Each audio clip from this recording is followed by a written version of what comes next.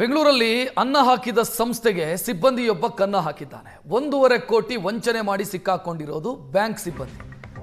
ನಕಲಿ ಚಿನ್ನವನ್ನು ಅಡ ಇಟ್ಟು 1.5 ಕೋಟಿ ರೂಪಾಯಿ ಪಡೆದಿದ್ದಾನೆ.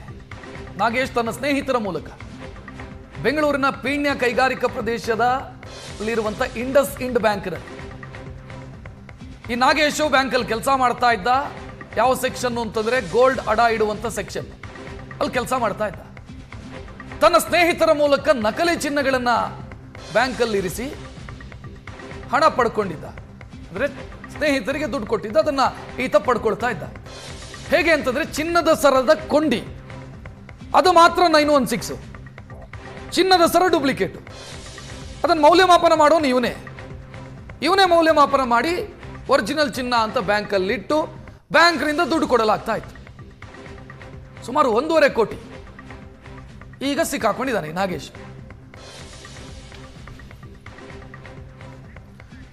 ಈ ವಿಚಾರ ಬೆಳಕಿಗೆ ಬಂದಿದ್ದು ಕೂಡ ಬಹಳ ಇಂಟ್ರೆಸ್ಟಿಂಗು.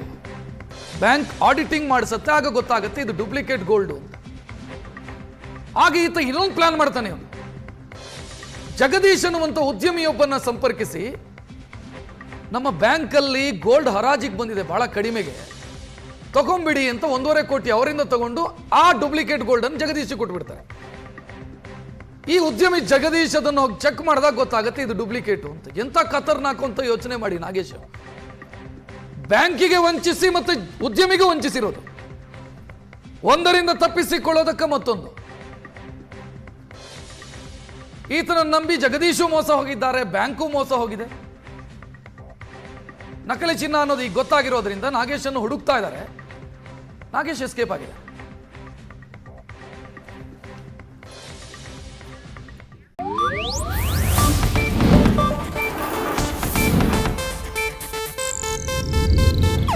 ಇದು ಏಷ್ಯಾನೆಟ್ ನ್ಯೂಸ್ ನೆಟ್ವರ್ಕ್ ಪ್ರಸ್ತುತಿ.